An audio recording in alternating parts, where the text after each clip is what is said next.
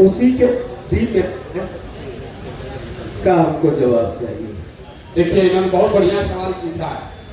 बहुत लोग कहता है भैया आपने जो नीतीश को जिताए हैं, काहे आप उनका विरोध कर रहे हैं। तो पहली बात तो ये समझिए कि हम किसी के विरोध में नहीं खड़े। हम ना नीतीश के खिलाफ कुछ बोले, ना तो भाजपा के खिलाफ बोल रहे हैं, ना लालू के खिलाफ बोल रहे हैं। हमने शुरुआत ही की है कि जिसने जो काम किया है उसका सम्मान है, उसके उस बात को मान लीजिए, लेकिन बिहार की दशा सुधरनी चाहिए। अब नीतीश का पहले समर्थन क्यों किए थे ये समझ लीजिए। 2014 के नीतीश कुमार और 2024 के नीतीश कुमार में जमीन आसमान का फर्क है। नेता के तौर पर, प्रशासक के तौर पर और मानवता के आधार पर। 2014 में जिस नीतीश कुमार की हमने मदद की थी, ये वो नीतीश कुमार हैं थे जिनके नेतृत्व में बिहार सुधरता हुआ दिखा था। हम जैसे लोग बिहार में राजनीति करने में इच्छुक नहीं हैं, तो हमारी इच्छा ये थी कि नीतीश कुमार यहाँ बने रहें ताकि बिहार में सुधार होता रहे। पहली बार नीतीश कुमार नवंबर 2014 में चुनाव हारने के बाद हमसे मिलने आए दिल्ली। हमसे बातचीत हुई तब हम मोदी जी के साथ थे। नीतीश कुमार को किसी ने कहा था कि मोदी जी का जो चुनाव जिताया है वो लड़का बिहार का ही है। हमसे मिलने आए नीतीश जी। हमने उनसे पूछा कि आपने मुख्यमंत्री का पद क्यों छोड़ दिया है। तो उन्होंने कहा कि हमको जनता ने लोकसभा में पार्टी को हरा दिया, इसीलिए मांझी जी को बनाए हैं। अब राजनीति करने की मेरी इच्छा नहीं है। आपसे मिलने आए हैं देखने जानने की भाई क्या ऐसा आपने किया कि मोदी जी जीत गए। उस बातचीत में हमने नीतीश जी को कहा कि आप वापस आइए। बिहार की जनता ने आपको नहीं हराया है, आपके दल को लोकसभा में हराया है। मुख्यमंत्री के तौर पर आप काम करते रहिए और जहां तक चुनाव जीतने हारने की बात है, हर तरीके से आकर आपकी हम मदद करेंगे। आप बिहार में विकास का काम जो शुरू किए हैं वो चलते रहना चाहिए। नीतीश जी ने वो बात मानी। मांझी जी को हटाकर चुनाव से पहले खुद मुख्यमंत्री भी बने और हम आकर उनकी मदद भी किए। आप लोग के आशीर्वाद से उनको जिताया ही। उनको जिताए ही नहीं, बिहार में 7 निश्चय का कार्यक्रम भी बनवाए, बिहार विकास मिशन की स्थापना भी करवाई। हमको कोई पद का लालच होता उसी समय मुख्यमंत्री मंत्री बन गए होते, हम तो बिहार छोड़कर चले गए। लेकिन बिहार में नीतीश कुमार उसके बाद रास्ता भटक गए, कभी पलट के इस साइड, कभी पलट के उस साइड। इसलिए उनका आज विरोध कर रहे हैं। 14 में जिस नीतीश कुमार का हम समर्थन कर रहे थे, ये वो नीतीश कुमार थे जिन्होंने वाजपेयी के जमाने में, वाजपेयी जी जब प्रधानमंत्री थे, नीतीश बाबू उस समय रेल मंत्री थे। गैसल पश्चिम बंगाल में एक रेल की दुर्घटना हुई थी, 297 आदमी मरा। नीतीश बाबू ने अपने पद से इस्तीफा दे दिया।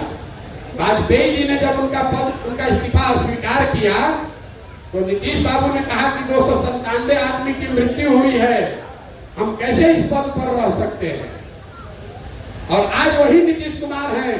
कोरोना के दौरान हजारों बिहार के लोग का उनकी दुखद मृत्यु हो गई, लाखों बच्चे बिहार के मारे मारे फिर रहे थे। वही नीतीश कुमार घर से बाहर नहीं निकले, इसलिए आज उनका विरोध कर रहे हैं। 2014 में जिस नीतीश कुमार का हमने मदद किया, 2014 में नीतीश कुमार चुनाव नहीं हारे थे, उनके पार्टी को जनता ने लोकसभा में हराया था। आज नीतीश कुमार चुनाव हार गए हैं। 14 में नीतीश कुमार चुनाव नहीं हारे थे और राजनीतिक मोरालिटी के नाम पे उन्होंने पद छोड़ दिया था, इसलिए उनका मदद करने गए। आज 2020 में नीतीश कुमार चुनाव हार गए हैं। 243 के लोग विधानसभा में, 42 को उनका विधायक जीता है। लेकिन आप और हम देख रहे हैं कि कभी लालटेन पर लटक कर, कभी कमल पर बैठ के ये आदमी कुर्सी छोड़ना नहीं चाहता, इसलिए इसका विरोध कर रहा है। और एक और सबसे बड़ी बात आप समझिए, लोकतंत्र में किसी पर भरोसा, विश्वास, वोट 5 वर्ष के लिए है, जीवन भर की गुलामी नहीं है। 5 वर्ष पर चुनाव क्यों होता है? 5 वर्ष पर चुनाव क्यों होता है? 10 वर्ष पर भी तो हो सकता था। 5 वर्ष पर चुनाव इसलिए होता है कि जिस नेता पर, दल पर, विचारधारा पर आपका भरोसा है, आप उसके साथ खड़ा होइए, उसको वोट दीजिए, उसको जिताइए। लेकिन वो दल, वो नेता, वो विचारधारा अगर आपके और आपके बच्चों के लिए काम नहीं करती है, तो वही संविधान आपको बताता है कि नागरिक होने के नाते आपकी जिम्मेवारी है कि जिस आदमी को आपने जिताया है उसी आदमी को कुर्सी से नीचे भी उतारिए, नहीं तो आप लोग तो राजतंत्र ला दीजिएगा। एक बार मोदी जी को वोट दे दिए तो जीवन भर उन्हीं को देते रहेंगे। एक बार नीतीश का मदद कर दिए, उन्हीं को अगर हमेशा रहना है तो फिर चुनाव का जरूरत क्या है? कह दीजिए कि जब तक नीतीश कुमार जिंदा रहेंगे उनका विरोध नहीं होगा, काम करे चाहे न करे उनको वोट देते रहे। ये आपकी सोच हो सकती है, हमारी सोच नहीं है। काम के आधार पर, उनके ट्रैक रिकॉर्ड के आधार पर उनका मदद किए थे। अभी 5 वर्ष से उन्होंने काम अच्छा नहीं किया है, इसलिए उनका विरोध कर रहे हैं। अब आप बताइए कि उनका विरोध होना चाहिए कि नहीं होना चाहिए?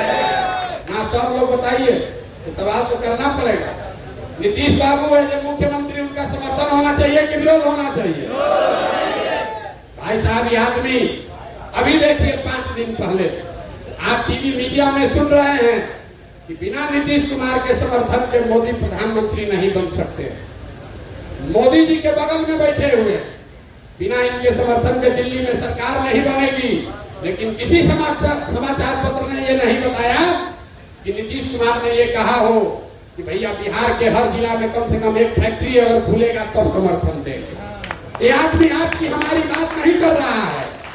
उस आदमी को अपने दल के नेताओं की भी चिंता नहीं है। लोग कह रहा था कि बड़का मिनिस्ट्री मिलेगा, कुछ नहीं मिला। क्यों नहीं मिला? क्योंकि नीतीश कुमार को अपने नेताओं के लिए मिनिस्ट्री भी नहीं चाहिए। उनको एक ही चीज चाहिए कि भाजपा वाले डर के मारे कह दिए कि 25 के बाद भी तुम ही मुख्यमंत्री रहोगे, बाकी बिहार की जनता भाड़ में जाती हो तो जाए। अब आप बताइए कि ऐसे आदमी का समर्थन होना चाहिए कि विरोध होना चाहिए? यहाँ जरा बताइए तो, होना चाहिए कि नहीं होना चाहिए? इसीलिए तो गांव-गांव घूम रहे हैं। अपना कोई निर्णय नहीं है, जो जनता कह रही है वही कर रहे हैं। आप कह रहे हैं कि इस आदमी का विरोध होना चाहिए। जितने यहाँ राजनीतिक ज्ञानी लोग हैं, जरा आप सोच के बताइए कि नीतीश बाबू कोई बढ़िया मिनिस्ट्री क्यों नहीं मांगे हैं अपने दल के लिए? आप नीतीश को इतना नहीं जानते हैं जितना हम जानते हैं। नीतीश बाबू इसलिए बड़ा मिनिस्ट्री नहीं लिए हैं कि कोई बड़ा मिनिस्ट्री ले लेगा तो उनके दल में कोई दूसरा कंपटीटर खड़ा हो जाएगा। इसलिए ऐसा मिनिस्ट्री दो कि मिनिस्टर भी रहे, उसके पास काम करने का कुछ अवसर भी न रहे। लेकिन नुकसान किसका है? नुकसान बिहार और बिहार की जनता का है। ऐसे आदमी को आप वोट देते रहना चाहते हैं तो आप दीजिए, हम तो मत देने वाले। बहुत बहुत धन्यवाद।